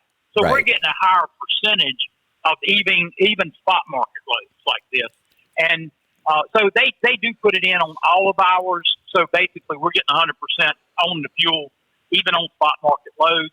Yeah, they're doing that here. You're not going to see that out on if you got your own authority and brokering a load. It's all in, like you said. But anybody that's leased to a carrier, they should be asking them to do that kind of thing. At least they're getting a higher percentage of that fuel, than they are of the line haul. So, correct. that's another reason people can do that. But no, it's like I say, right now, people need to be, they should have been paying down debt. They should have been doing what they needed before. But I have a feeling in the next 6 to 12 months, there's going to be a lot of lot of cheap equipment out there. I need a driver right now. It's hard to find them, but in a few months, I think they're going to be available because they maybe can drive the truck if they couldn't run the business. So hopefully that part of it will make it a little bit easier to find some drivers at that point. I hope so. I think that'll happen. Yeah. I think so. The only good thing is, my extra truck. Right now, I've got it leased out. I got it leased out to Tad. Tad, and because his truck's been down 10 months with that one box, so he's got that right now. But that's the thing. At least he had it. It would have put him out of business. And Tad, he's a runner. He's making a lot of money with it. And which is good. So, but there's going to be a lot more cheap equipment out there, unfortunately, and people will learn these cycles. Most, like you said, nobody's seen a recessionary cycle that's out here unless you've been out here a long time. Yeah, and so I'm looking. Yeah, definitely. So, but we appreciate everything you do. Keep up the good work. I like the new format. The only thing, and I suppose this is something I need to shoot Aaron a message, but the only thing, we can't pause the live app. That's just something that has to be something as big as SiriusXM to go 5 hours on, I take it. But everything else, that app is fantastic. Everything, the content is good. You're able to go back and listen. Actually, we're able to go back and listen to a lot of the very, very old shows, too. Yeah. Some of Rico's old shows and everything. So we appreciate everything you're doing. We get everything out there. I'm ready to get you built. I don't think it's going to take you that long to build back up to your audience you had on SiriusXM, and that was in the tens of thousands. I'm certain. So I think as soon as you're able to get the app out to everybody, I have a feeling it's going to grow pretty quickly. So, but we do appreciate everything you guys do in there. All right. I appreciate it. Thanks. And we're not marketing this yet at all. We're actually trying to keep it quiet, but the word is spreading. Our numbers keep going up as far as listeners go, and we're actually trying to hold them down right now until we get all the technology worked out. But we're taking our time. We're trying lots of different options and possibilities. On Friday, I actually had a technology issue and couldn't do the show. I think that was the first time in quite a while where I wasn't able to do the show because of technology. We've got a lot of the bugs worked out. I still have some issues I haven't been able to solve, mostly for our mobile hosts. That's really what I've been focusing on, trying to figure out a good mobile setup for our hosts, including myself. I like to travel. I like going out in the coach, and I need a good mobile setup. So that's kind of where I'm working right now. Let's continue with the calls. Let's go to Texas. Gary, welcome to the program. Hello, Kevin. I sent you an oil sample. All right. I've got it here in front of me. We're looking at a 3406E. What year is it? 99. Actually, everything on this sample looks pretty darn good. You're using Catalyst? I am. Okay. Iron is just a tad high. I almost didn't ask the question because it's not as high as we normally see with the Catalyst, but it was slightly elevated. The one thing I'm a little concerned about on this sample, and I'm not sure why it did it, but your lead jumped up. Right. I see that. Yeah, that's a little concerning. Any change in oil pressure? No. Okay. Oil pressure's been about the same. And you've got, 800 and some thousand miles on an in-frame on this one? Right. Yeah. Okay. There's one possibility. Do you know how many times this engine's been rebuilt? Once. Just once, okay. Once. There's a possibility when we start to get to the end of the life of a truck or an in-frame, that's when wear metals will start to climb. you may be at the very beginning of that because everything except aluminum went up. I'm not too concerned. 10 on lead is not that big of a deal. This could be anomaly. It could just go away. All we can do with this one is just keep an eye on it. You know, if wear metals keep increasing and there's no reason why, like your fuel dilution isn't high enough to cause wear metals, your silicon is really, really low, which is good. That's not causing any wear metals. There's no coolant to speak of in the oils, so that's not causing anywhere. There's no reason that the oil is causing the problem. So if the oil isn't causing us to have higher wear metals, then what is? And sometimes it's just that we're kind of at the end of the life of that engine. Okay, if that's the case, will it continue just to go up a little? Yeah, it'll just all go up a little bit at a time. You're not going to see any big spike. And then all we can do is just keep an eye on it and, you know, take care of the engine. And you've still got plenty of life in this thing. I mean, I'm not worried that you need an in-frame in 3 months, but we just might be at that point in the engine where you're just going to see higher wear metals. Okay. And I hear you talk about soot. I don't see soot anywhere on there. What is it listed on? Oh, I do too. I just now see it. Yeah. Yep. Yeah, yours is 0.1 and 0.2. Super low. Yeah. Yeah, and what that tells us is that your engine is tuned well and you're driving it properly. Okay.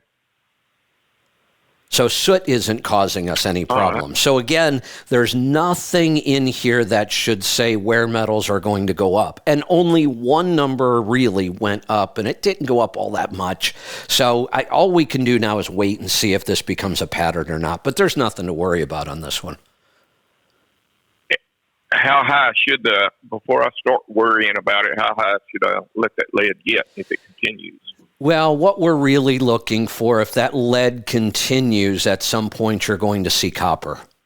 And when you see copper, now how much oil does this engine use?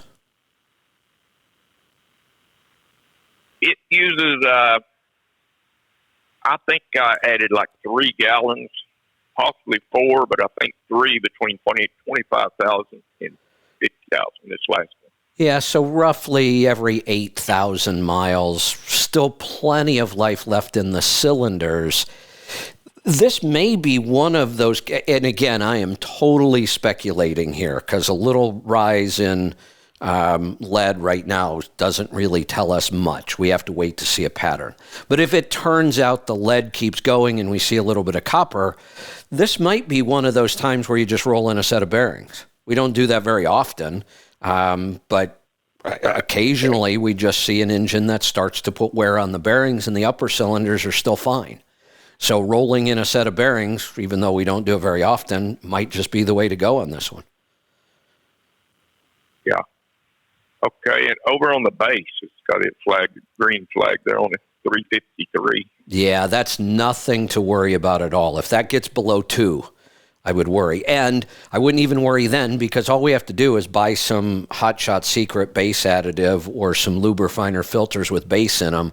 We can solve that problem pretty quickly. Okay. So I'll just keep going to 75,000 and do it again. Yep. Oh, and one other thing. On your main oil filter, the big one on the right side of the engine, the last several times before I started doing the extended oil drains, well, I've had trouble when I screw that up, it starts leaking. And I replaced it. Another one, the next one I put on, well, it would leak. And then I find one that won't leak. And I've been having trouble with that on and off. I change oil. Have you inspected the mating surface on the oil filter housing itself to see if it's nicked up somewhere? I have, and I don't see it, but it could be. I don't know of any other thing that it would leak from. And this one I spun it, I changed the oil filters yesterday, and it was leaking a little bit. and I'd spray it off with ether and watch it and try to tighten it up just a little bit.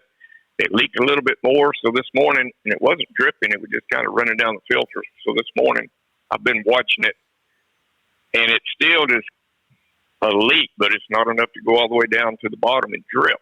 Okay. I don't know if that, I don't know why it's that. It sounds like that mating surface might need some cleaning up. So how do you clean that up if that's what it needs? Or Well, the first thing I do is take a look at it and see. I mean, if you have like a major nick in there, or a real problem, we may need to look at it. It may just be, a little bit of emery cloth or something to clean up that surface if you can't see anything major on it. I see. All right. Give that a shot. And Okay, well, again, like you said, it's not even actually dripping. It almost seems like it kind of seats itself after a little bit. Let's go to Oregon. Mark, welcome to the program. Good morning. Hey, I have a little question here. First of all, since I'm not a driver, I'm a carpenter. I've been listening to your show now for a couple of years, and got me to change my diet, which I, like a lot of people, I slack off on and go from dirty to muddy keto back to clean. Anyway, listening to your show, hearing these drivers talk on how the diet has changed. At first, I was like, okay, is this a gimmick or what? Heard a driver talk about he tried it for 2 weeks like you recommended, and he was going up some stairs, and he didn't even notice that he was running up the stairs to his house until his wife told him. So then I decided, well, it's time for me to try it, and I had wonderful results. So I want to thank you for that. You're welcome. Good. Right now, I had one question. This doctor, I'm sure you've heard of him, Dr. Grundy. He's all over Facebook. Yeah. He has supplements and stuff. I thought he was pretty decent until I was listening to one of his things this weekend, and he was really pushing the plant-based over the meat, and so I deleted him. On him, do you kind of feel the same way, or is he somewhat reputable? He's reputable. We don't all agree in the natural health world, and we shouldn't. There's a lot we don't know yet. There's a lot we're still learning. I hope that we continue to keep an open mind and we're able to admit when we're wrong. I hope we don't end up like the traditional medical system that never, ever wants to admit when it got something wrong. And if you can't admit you got something wrong, you're never going to learn, you're never going to grow, and you're never going to fix the problem. So there is still a lot of areas where natural practitioners don't always, agree on things. We have people like Dr. Mark Hyman, who I respect tremendously, is pretty heavy into more plant food in the diet. Dr. Will Cole, also excellent, but he believes in more of a vegetarian keto diet. He does have some animal products, but he calls it ketotarian. On the other end of the extreme, we have Dr. Saladino, who is, really, really promoting carnivore, saying plants are really kind of emergency food and they bring their own problems. Now, all of those doctors that I just named are all reputable. None of them are, any kind of a scam. It's they believe the way they believe from their research, their results, whatever. And the fact that some people are bio-individual. We're not all completely the same. There are some real patterns. The more real food we eat, the healthier we are. The lower carb we eat, the healthier we are. The argument now, really, and I don't know when we'll kind of solve this, if we ever will, really the big deal left in the natural health world, one of them is how much plant food do we really need in our diet, if any?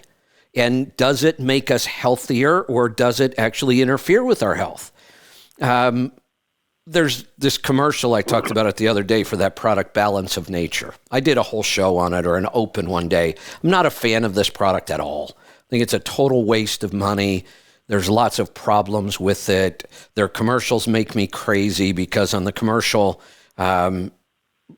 almost every testimonial on their commercial, they start off by saying, just a year ago, I was so sick, I couldn't even go out and play with my kids. And the woman looks like she's all of about 30 or 35.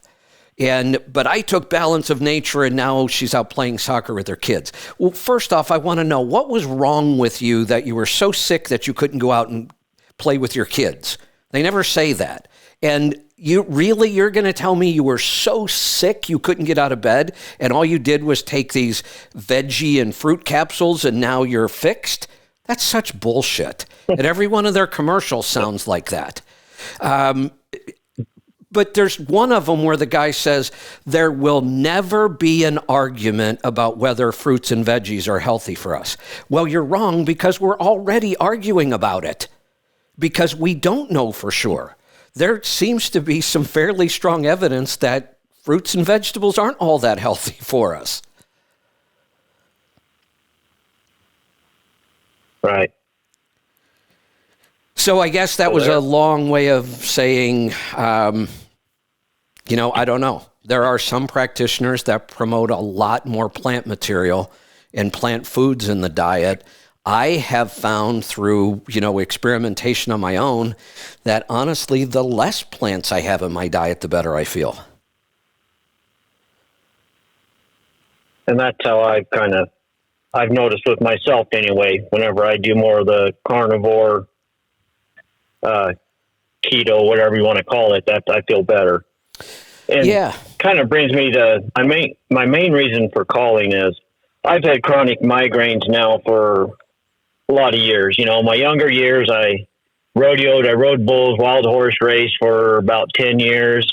I was in a major car wreck where I got life flighted to Portland. So I've had some trauma to the head and neck and so forth. When I started getting these migraines and started going to the migraine specialist, I also had problems with my arms, both hands and arms hurting. And I asked them if it could be my neck, and they told me no. They showed some arthritis, but they didn't think it was anything that would be causing it.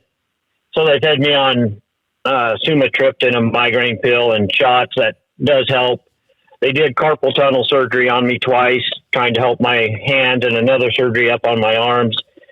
And finally just doing a job, and it was really wearing on my neck, and I'd constantly getting the migraines even worse than before. And I went back to my family doctor, which he's pretty decent. He's one of them doctors. He'll kind of listen to you and go from there. And I told him, the problem, and he told me, it sounded like my neck. So they did another MRI, and this one came back severe narrowing of the joints at the base of the neck. Well, he sent me to one doctor that was just obviously trying to milk my insurance. So I walked out of his office and wasn't going to play that game with him, and called my family doctor. And now he's sending me to OHSU. Like I said, I'm here in Hermiston. You're probably familiar with the area. Yeah. And my appointment for there isn't until August 15th. I have since February, I turned 50 in February, and I had brain fog. I've had this headache off and on almost every day, and severe neck pain to where it's to the point of where it is severely affecting my work, where I've always been the guy, come work all day, give 100%. Now I'm missing work because of it. I can't give hardly even 20% at work, or otherwise I just get a migraine and my neck just hurts so much. And so I know diet affects just about everything in your body, or it does affect everything, not just about everything, but everything in your body. Wondering what recommendations you would have that would maybe help me with this and even help with the pain. Because my doctor, he's tried acupuncture, that didn't do anything. And so he has me on oxycodone and another pill to help the oxycodone until I go to my appointment, which I absolutely hate taking. So I was hoping maybe you would have some suggestions. Yeah, so one of the things, I don't know if anybody's clarified yet or not, and I have some experience with this. I've never had back issues, but I've had neck issues most of my life. And used to blame a lot on wrestling because I wrestled for years really hard on your neck. I used to get horrible headaches, and it was mostly related to the tension my neck was putting on the muscles around my head. So I'd go to the chiropractor. That would usually clear it up for a while, but I wouldn't stick with it. And then they'd come back. It all completely went away when I started eating clean. But with your case, there's something I don't know if anybody's addressed yet. Migraines are a very, very specific headache triggered by very specific things. It's actually a protein. So some of the migraine drugs actually try to block that protein, which works a little bit. But most of the drugs that are for migraines cause a lot of side effects and don't really help all that much. But I'm wondering if anybody has distinguished between the neck causing some headache issues and do you truly have migraines or not? Or are right, people just using the word migraine as just you have a really bad headache? Well, that's my family doctor. He tries to determine that. He's constantly asking me, where is the headache? Is it in the back of the head? Is it over the eyes, the temples? And it kind of switches around. So majority of the time, it was always above the eyes. Now that my neck has gotten worse, I can feel it. Like I'll wake up every night. I sleep on my back, and I'll wake up every night about 2 to 3 in the morning with a pounding headache, and it's in the back. Okay, so and then if I don't get it taken care of, it like triggers the other headache to where it comes around to above the eyes. Got it. So when you have that above the eyes, do you also have sensitivity to light and sound, and do you experience nausea? Oh, yes. Okay. Yeah, and I have in my, just recently divorced, so I'm living in my RV, and I have it all, the windows like where I can black them out. Okay. Because of that. So it sounds like you may have a case where you've got a physical issue creating a headache, and then somehow that headache kind of morphing into a migraine, which is unusual. So we're almost dealing with two issues here. Have you ever been to a chiropractor? Yes, I was going to one here in Hermiston, and she is more of a naturopath type doctor. I forget the terminology they use. And they were doing a lot, but then they quit. They wouldn't see me anymore until I got some imaging. This was about 2 years ago. And they said because I wasn't getting better and it just didn't seem right. And they wanted some imaging of the neck. Well, I got stubborn and was like, you know what? I'm not sure on chiropractors anyway. And I quit going. Okay. So I'm a big believer in chiropractors. Been going to chiropractors all of my life. I started sending my kids to chiropractors when they were young. That doesn't mean they're all good. I don't know whether this one was or not. I kind of like the fact that they were monitoring things that closely and saying, we're not seeing the results we think we should be. We want to see some imaging again. I don't know if you should go back to this chiropractor or find another one, but my recommendation would be to find a chiropractor, and I might even go search on ifm.org. That's the Institute for Functional Medicine. So I'd like to find a chiropractor. Now, chiropractors are already more natural just to begin with. They're not big believers in a lot of drugs and surgeries, and they try to approach things naturally first. But I would really like one that's got more functional training, and then I think I would just stick with them for a little bit. And see if somebody with good functional training, and since it is a spinal issue, and there are a lot of chiropractors out there with functional training. We could do a NutriQ, and we might be able to help you a little bit, but I'm thinking you might want to find a really good functional chiropractor to work on this one. Okay. Yeah, and that's what I believe that chiropractor was. And I was very happy with her. Well, as far as compared to other chiropractors, it was just when they wanted more imaging, I didn't want to spend the money, and I was thinking, you know what, just keep popping me and twisting me and it will get better. But Well, now that time has gone on, I'm seeing to where she was probably correct. Yeah, I think so. I don't think they were, just trying to run a bunch of bills through your insurance. I think they were just looking out for your best interest. They weren't seeing the results they had hoped to, and they just wanted some more evidence of why not. So you could always go back to her. Another recommendation I could give you is reach out to Dr. Wolfson, the cardiologist, because he's heavy into chiropractic. He knows a lot of really good functional chiropractors. His wife's an amazing chiropractor. I don't think she practices anymore, though. I'm not sure. But I would reach out to him because I know when I talk to him, we've talked a lot about chiropractors. I always see him looking for good chiropractors in certain areas. So he's really kind of tied into that whole chiropractic world pretty closely. So I might reach out to him for some recommendations. Okay.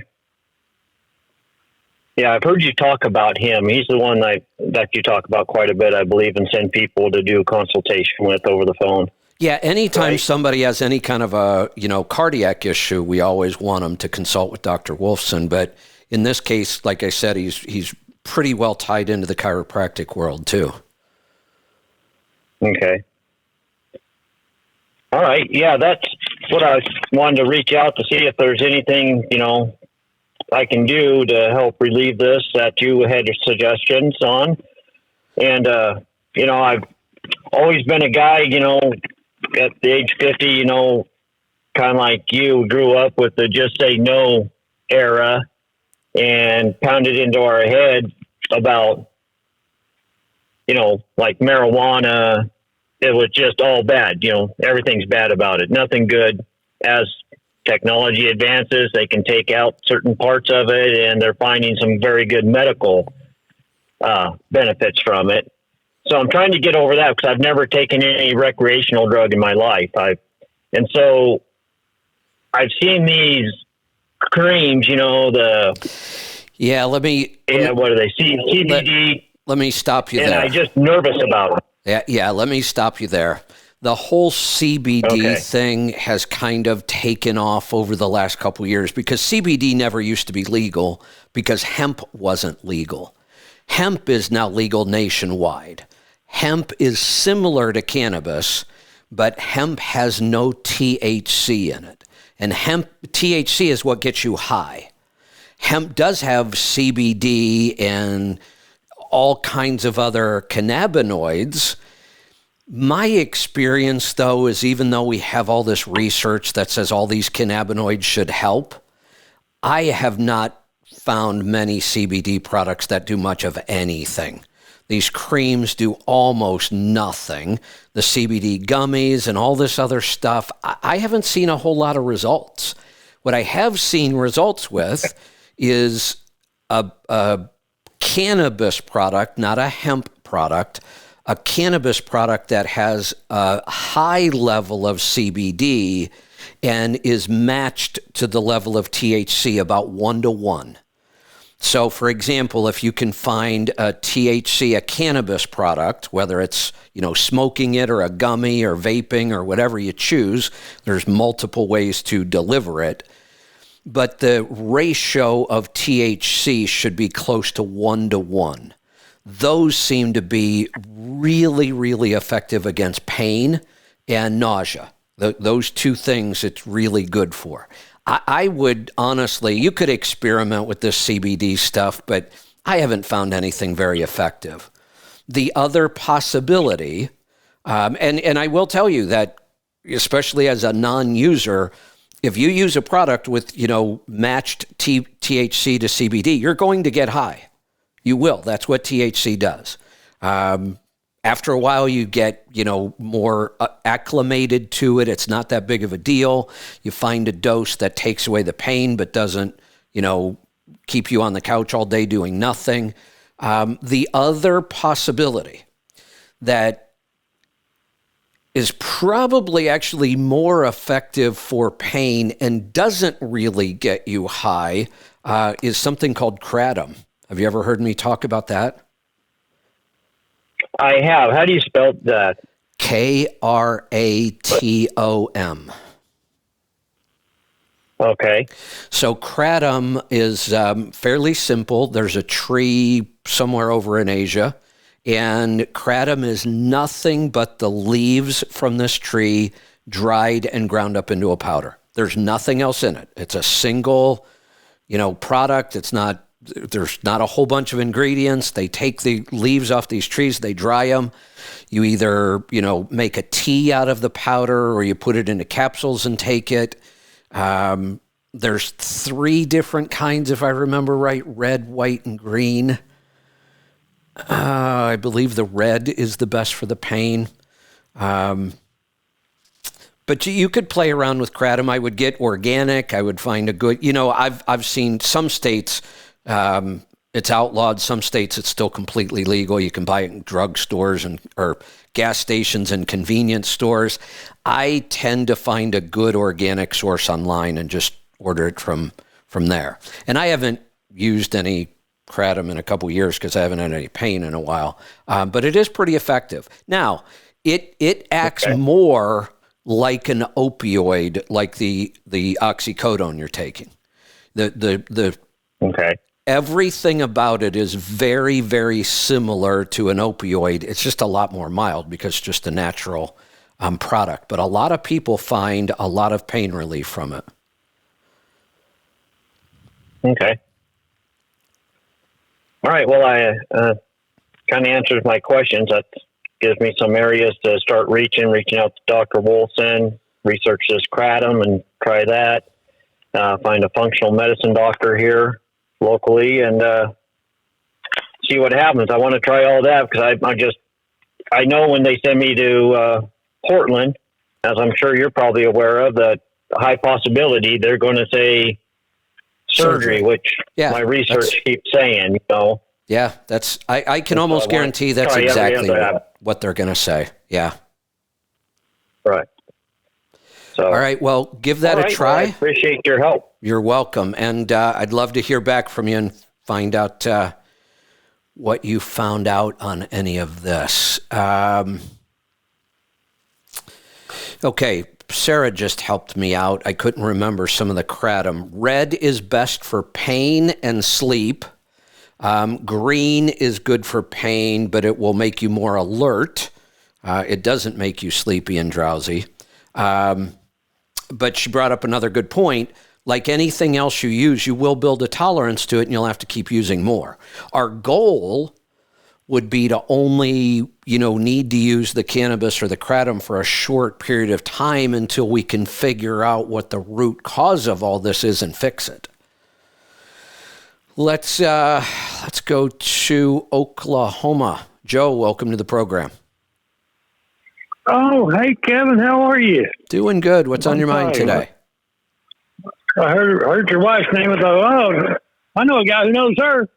I had a big argument with a mechanic yesterday. I was in there trying to get an air compressor from a 08 Peak Cat. There's a mechanic standing right there, and I was looking at this air dryer, and this air dryer's got this big round thing next to it. I've never seen one of those. You ever seen one of those? Big round thing? You mean like the desiccant can, or? Yeah, it looks like a little tire. I said, what the heck is that? I haven't seen one of those. I guess it's some kind of a thing that holds air or something. Anyway, the guy standing there, he goes, oh, those things are junk. He said, go get you a Chinese one. And when I started driving, nobody even had those. I mean, you heard everybody on the radio yelling and screaming about their air dryer messing up. I kept asking these people, what the hell are you talking about? Well, I got an air dryer. Well, I didn't have an air dryer because now the companies put them on there. It's expensive, and then manufacturers started mandating that everybody have one, and so they come on trucks. So I just told my mechanic, I said, I don't want to spend $2,000 on stupid Cat's stupid air dryer. Just bypass it. He took the same opinion as the mechanic standing there at Peterbilt that I had to have one. What is this? Well, you don't have to have an air dryer, but it's a pretty darn good idea. I would not want to bypass it. Why are we bypassing it just because it doesn't work and you don't want to spend the money on a new one? Well, no, I mean it's just a waste of money. I don't see the point. I mean, I ran for years and years and years and years and years. It's for lazy people. Well, if you want to drain your air tanks constantly, run a little bit of alcohol through your system once in a while, you could do that. I mean, I don't consider having an air dryer. Hold on, I don't consider having an air dryer on my truck as being lazy. I don't want to have to do all those things, and there's an easier way and a better way. I'd rather keep the air dry all the time without me doing anything. I don't have to do anything at all. If I have a good air dryer, I might pull on the hoses once in a while to make sure it's still working and I don't have a ton of water in my tanks. But I don't consider this an unnecessary part. I think it's a really good idea to keep your air as dry as possible.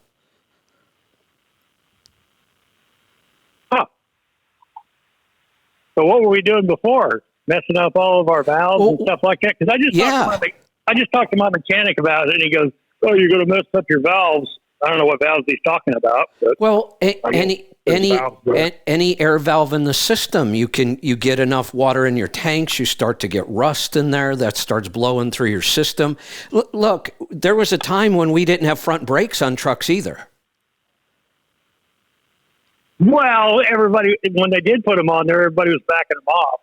I know, but my point is, just because we didn't always have something doesn't mean it's a bad idea. We didn't have air conditioning on trucks for a lot of years. I don't want to give that up.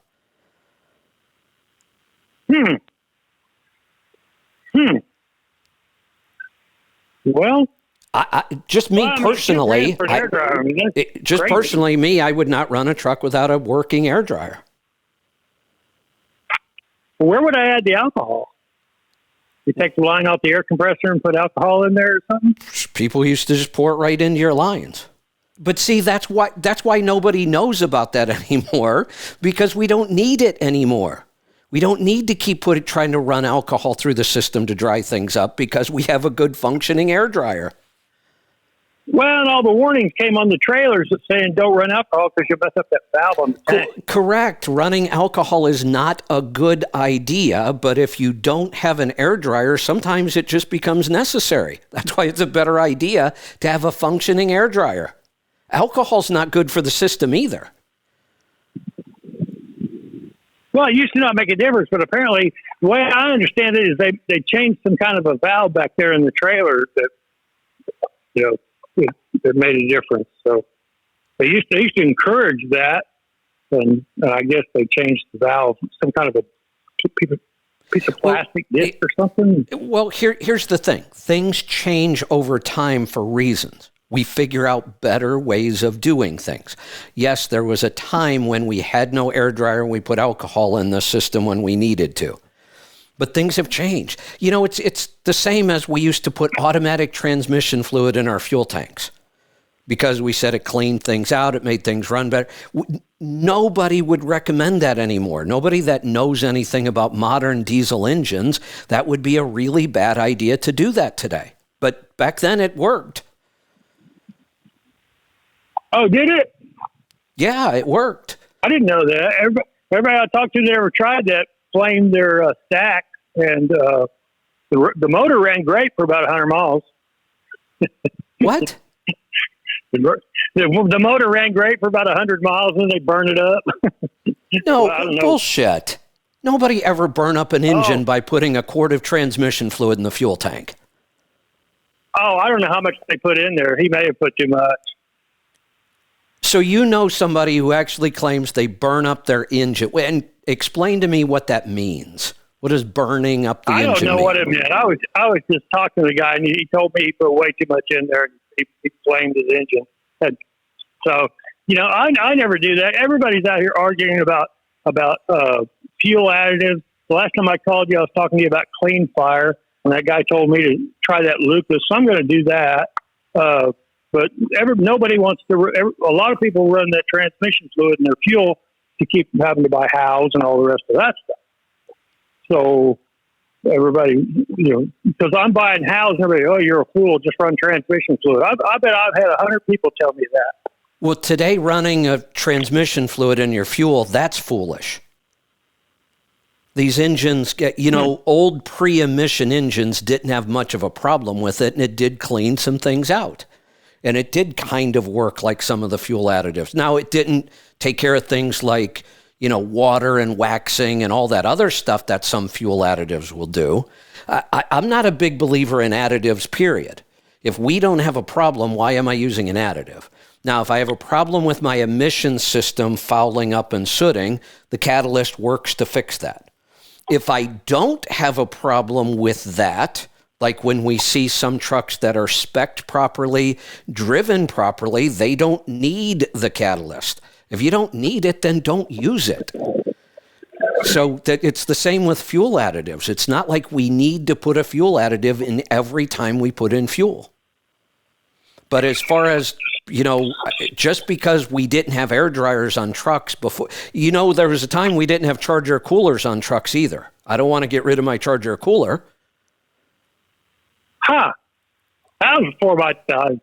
Well, we'll go back a little further. Why do we need a Charger cooler to begin with? Because we have a turbocharged engine. But we can go back to the point where diesels did not have turbochargers. Do you want to give up yours? Do you want to run a naturally aspirated engine again? I actually met an old man that said it took him 3 days to get across Pennsylvania when he started driving. The whole thing was gravel. No, I get it. I heard those, stories from my grandfather and my father. The one that always kind of... My favorite story when I was a kid was my dad said trucks would go up, and it was Pennsylvania because we lived in Northeast Ohio, and my dad drove to the East Coast a lot.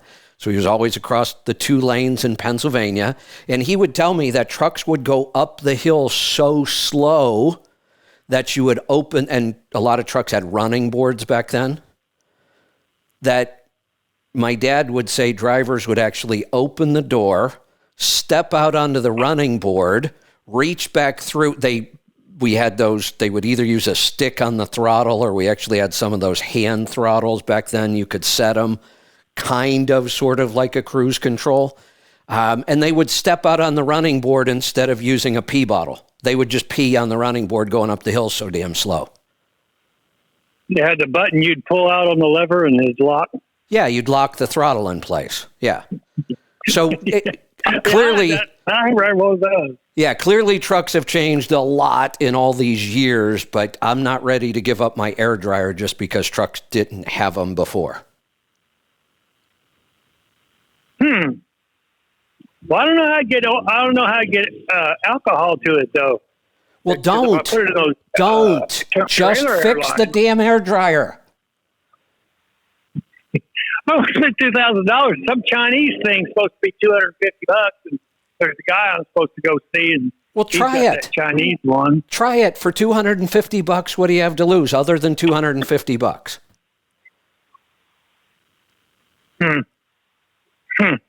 We also got to get a air dryer warmer, especially if you're running up north, because that's just foolish. You don't want to go driving around up there because those things are notorious for. Hey, Joe. Joe. Yeah. The manufacturers have had this whole air dryer thing figured out for a couple decades now. You buy a truck.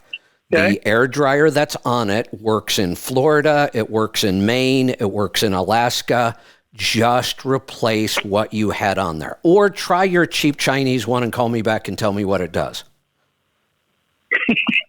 You don't think I need a warmer on there?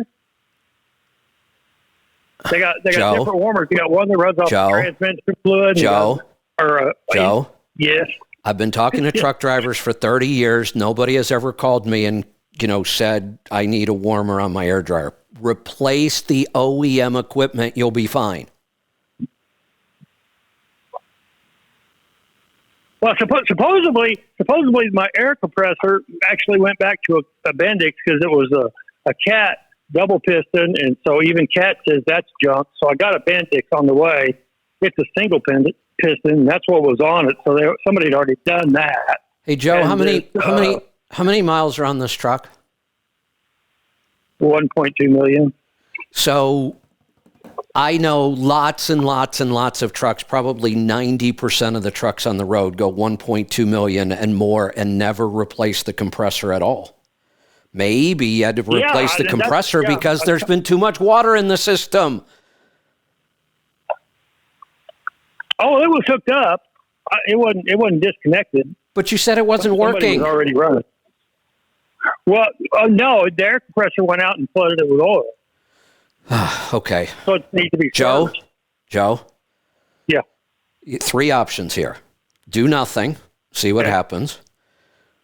Put on your Chinese knockoff and see what happens. Or just bring the truck back to the way it was as an OEM. And I can tell you what will happen then. It will work just fine.